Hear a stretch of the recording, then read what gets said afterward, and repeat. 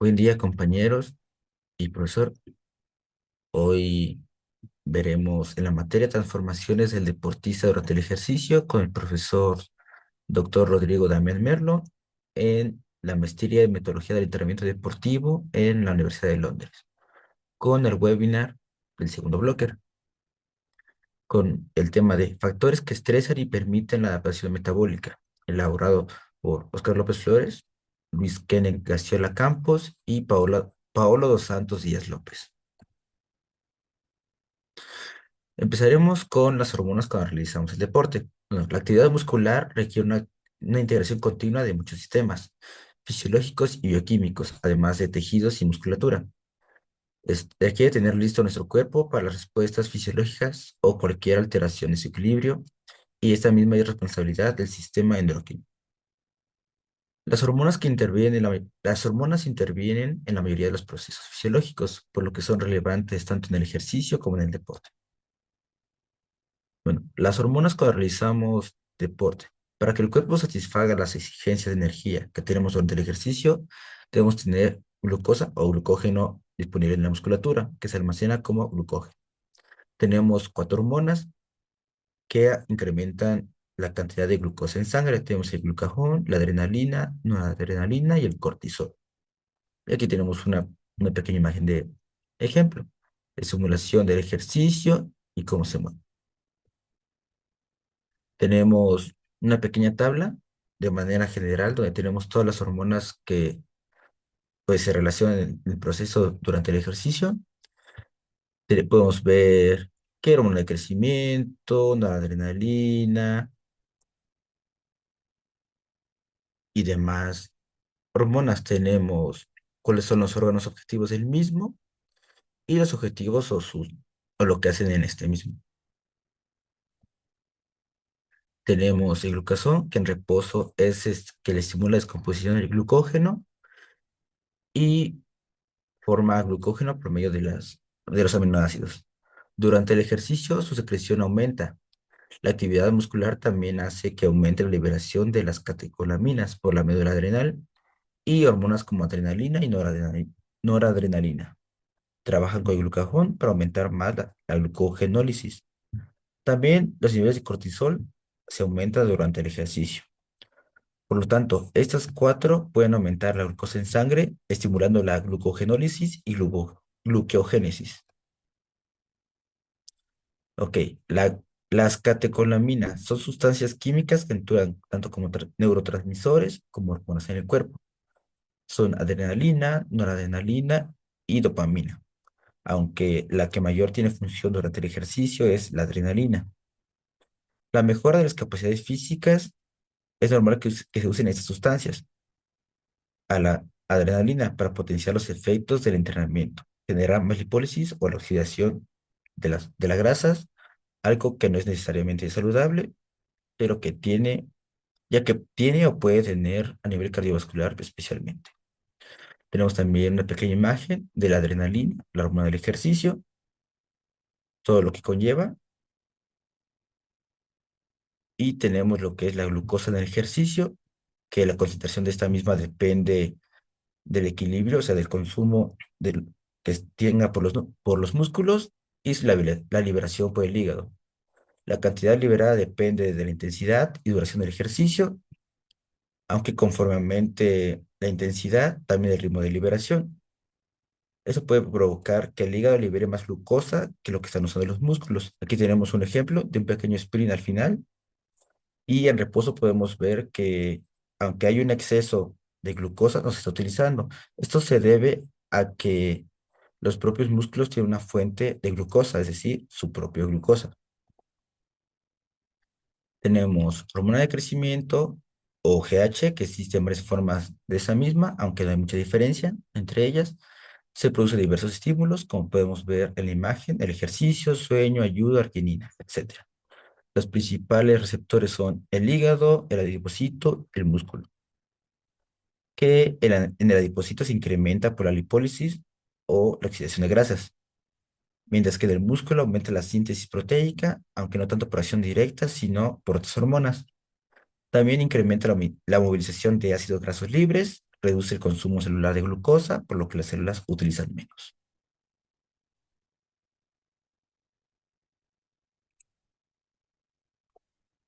Y eso sería todo por mi parte.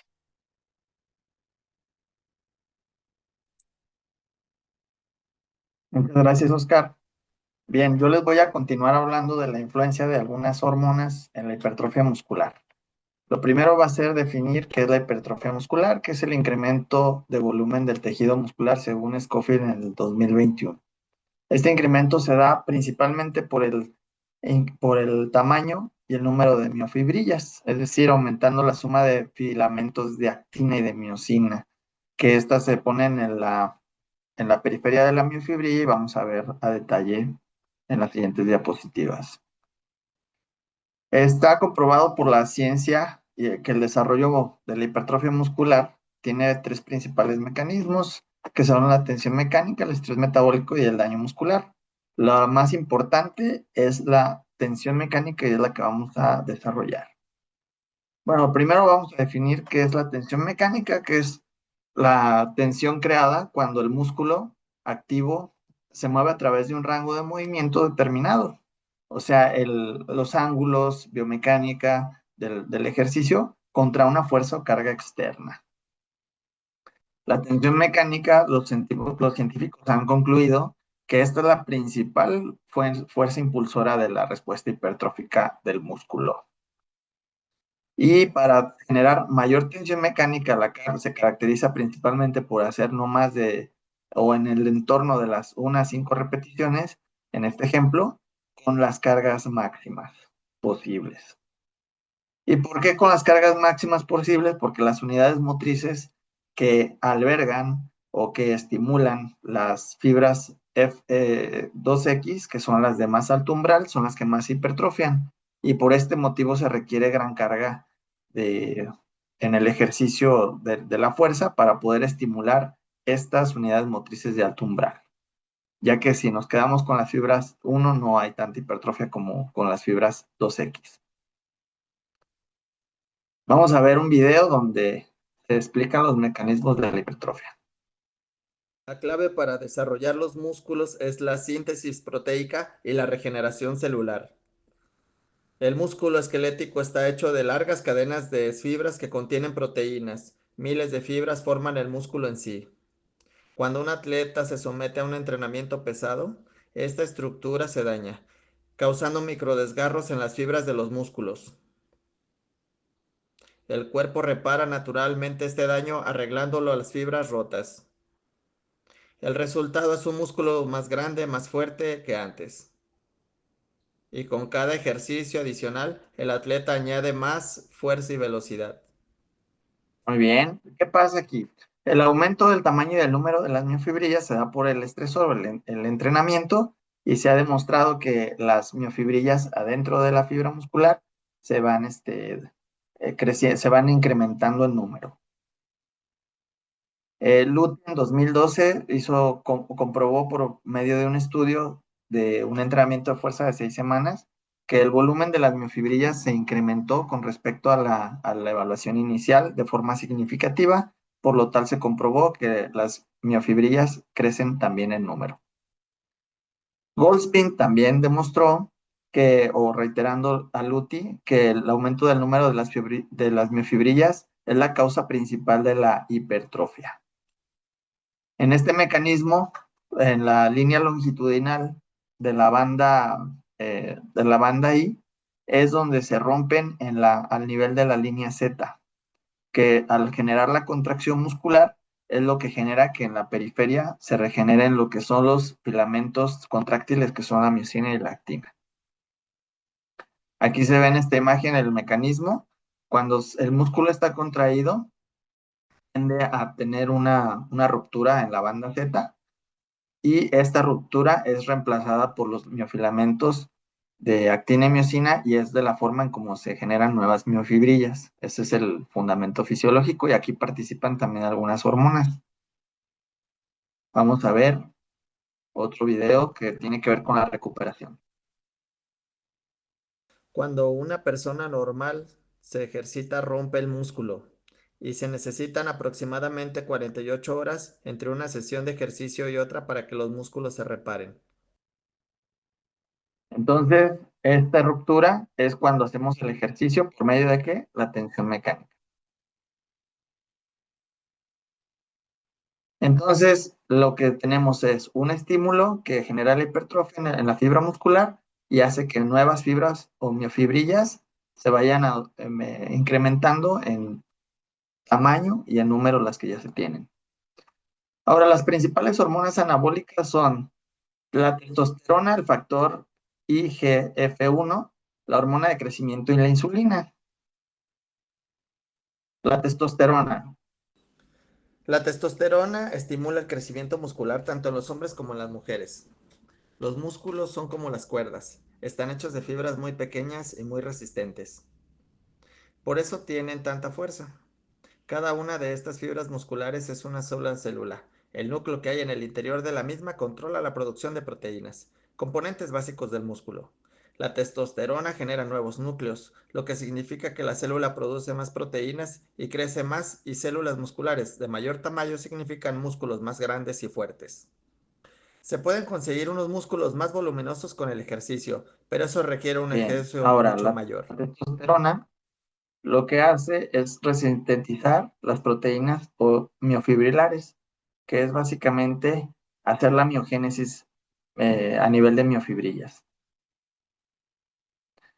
Este tiene un eje hipotálamo hipófisis gonadal, que la hipófisis lo que hace es que estimula o manda la señal a las gónadas en el ovario en la mujer, el hombre el testículo, para que se segregue la testosterona.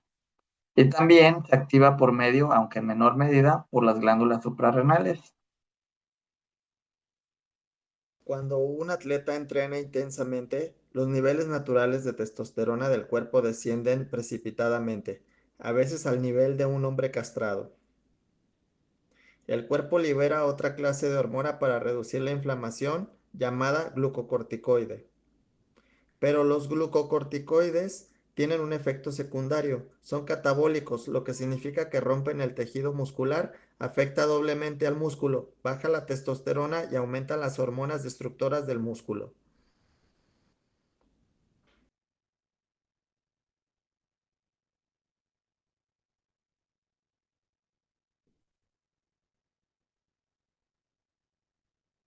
En el efecto glucocorticoide lo que hace es que tiene un efecto antiinflamatorio y el principal es el cortisol, que también es una hormona. Lo que es el factor de crecimiento insulínico o IGF-1 tiene varios principales efectos sobre la hipertrofia y uno es estimular la diferenciación y fusión después de las miotraumatismos causados por el ejercicio y facilitar la donación de mionúcleos a las fibras musculares, que fue en el video anterior que vimos cómo se potencializa el efecto anabolizante en la intracelular y aumenta la masa muscular y la fuerza. Cuando hacemos, aquí se ve el esquema, hacemos entrenamiento de resistencia y en el músculo se incrementa lo que es el IGF de tipo 1. La hormona de crecimiento o somatotrópica tiene un efecto potenciador sobre la anterior hormona y por ende que es su principal función y por ende la masa muscular se incrementa, aunque también promueve el anabolismo del desarrollo muscular, estimula la degradación de lípidos, promueve la captación de células y aminoácidos y su incorporación a diversas proteínas y se segrega mayormente durante el sueño. Es segregado por la glándula pituitaria y tiene injerencia directamente en el músculo, así como en otros tejidos como lo es el adiposo, el hueso y el hígado. Y tenemos otra hormona que es la insulina, que reduce el catabolismo proteico. ¿Esto qué quiere decir? Que todo todo lo que va a catabolizar este es un freno del proceso catabólico para permitirle a las demás hormonas anteriores incrementar su proceso anabolizante en el músculo. Las directrices para el entrenamiento de hipertrofia son que sean ejercicios multiarticulares, ya que se estimulan mejor y más las hormonas, las razones por la que se activan más músculos, el tiempo de reclutamiento más estabilizador y la biomecánica de ejercicios en una adecuada longitud-tensión, que sería en sí la tensión mecánica. Y un método de entrenamiento recomendado por la ciencia es de 4 a 6, series, y de 4 series de 6 repeticiones o de 3 series de 8 repeticiones a una intensidad del mayor al 85% del RM1 buscando el fallo, un volumen límite de 70 repeticiones por sesión o unidad de entrenamiento, de 3 a 5 minutos de descanso entre serie, descansos entre sesiones de 48 a 72 horas para permitirle a las hormonas que hagan la reparación celular como vimos anteriormente, y una alimentación predominantemente proteica para hombres de 2.5 gramos por kilogramo de peso y mujeres de 1.8 gramos por kilogramo de peso, y una densidad de 3 a 1 semanas. En resumen, pues la hipertrofia es el incremento muscular, el principal mecanismo para la hipertrofia es la tensión mecánica, las principales hormonas anabólicas trabajan en conjunto, ya sea para potenciar el anabolismo y frenar el catabolismo, y el método más recomendado según la ciencia es en torno de las 3 a 4 series de 6 a 8 repeticiones con una intensidad que incremente la tensión mecánica al máximo. De mi parte es todo y a continuación continúa mi compañero, el licenciado Ken. Muchas gracias, Pablo. Muchas gracias, Oscar, por la ponencia. Enseguida eh, estaremos hablando. ¿Me pueden ayudar con las diapositivas, por favor? Enseguida estaremos hablando del ejercicio aeróbico predominantemente, donde la vía metabólica que se utiliza comúnmente es la vía oxidativa. Esto ya que la duración del ejercicio ronda a más de 3 minutos, como nos dictan los libros de los diferentes autores, donde hay presencia de oxígeno.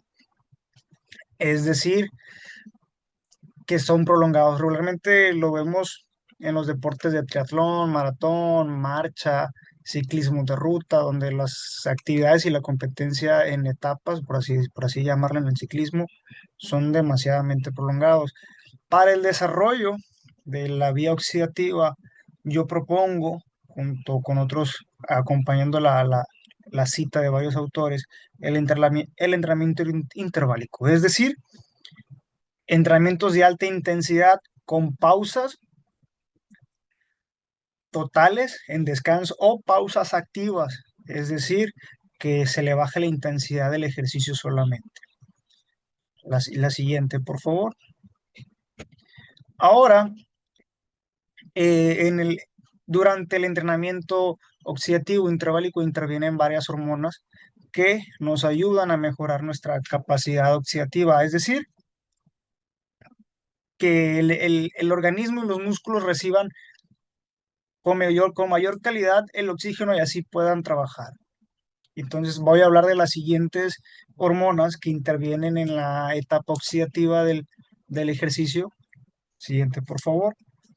En primera tenemos la interleucina 6, que esta hormona ofrece protección al corazón. También ayuda a la degradación de las grasas. Como bien sabemos, un corazón sano, un corazón fuerte es un corazón que casi no tiene grasas. Entonces, esta hormona ayuda a su protección y que no tenga grasas alrededor. La iricina, que tiene gran cantidad de mitocondrias, o en términos generales o en términos más específicos, es quien tiene la mayor responsabilidad de transformar los ATP en energía molecular.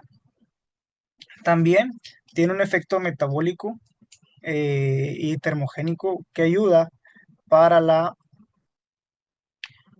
oxidación de las grasas. También se encuentra el Methiorin-like, que también favorece el browning, donde también hay destrucción o catalizadores de las grasas. El Viva también, al igual que el Methiorin-like, ofrece esta reducción de grasas. Sabemos que la vía oxidativa depende netamente de la energía que puede ofrecer las grasas. Entonces, como es un aceite que está en el cuerpo, tiene que ir degradándose. No es como la proteína o los carbohidratos, que son netamente líquidos. Las grasas son aceites y solamente mediante la vía oxidativa se pueden ir degradando hasta en el momento que se reducen y son secretadas por el cuerpo humano. También tenemos, tenemos las glándulas tiroideas que nos ayudan al funcionamiento total del cuerpo. Ya quité mi... Entonces, nos quedamos en las glándulas tiroideas, la T3 y la T4, triiodotironina y la tiroxina. Es importante estas dos glándulas ya que se producen en en el cuello, en la glándula tiroides.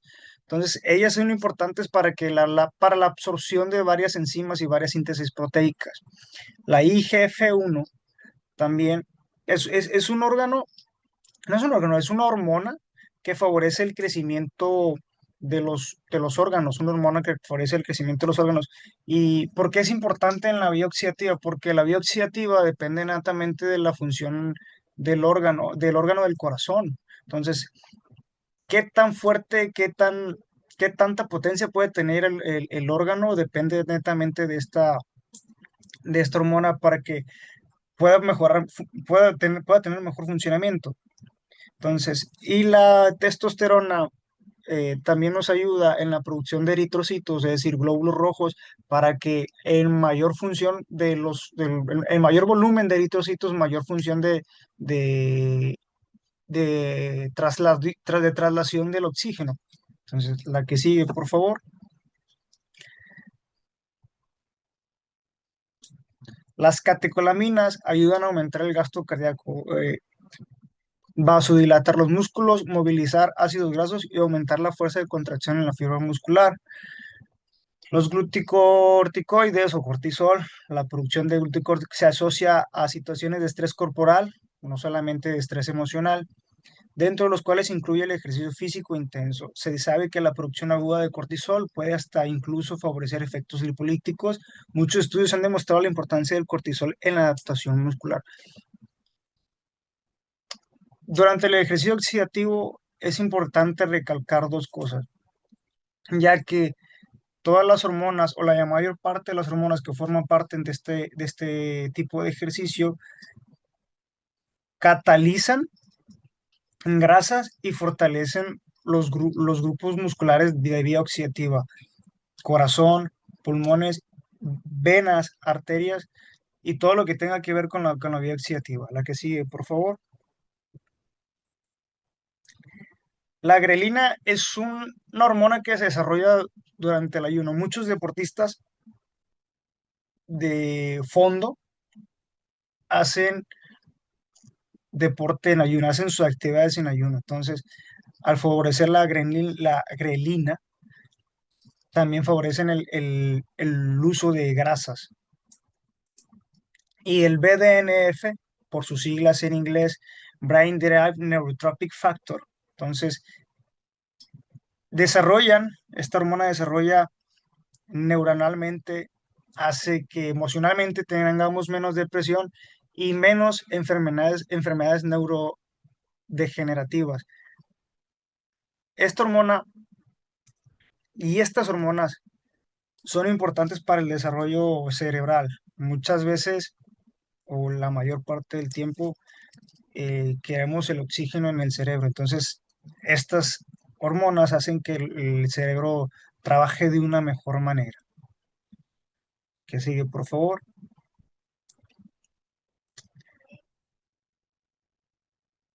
Y eso sería todo por mi parte de las hormonas que trabajan en la vía oxidativa.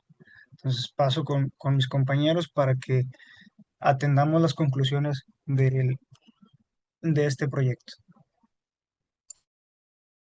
Vale, pues con las conclusiones que nosotros llegamos para este webinar, es que todos los órganos actúan con una función reguladora por medio de la secreción de diferentes hormonas, asumiendo un rol endocrino que se activa de forma eficiente y de forma regular para mantener un constante equilibrio de la homeostasis ante situaciones regulares de la vida o intensificando estos procesos endocrinos ante funciones estresantes como lo es el ejercicio físico, el entrenamiento o la actividad física.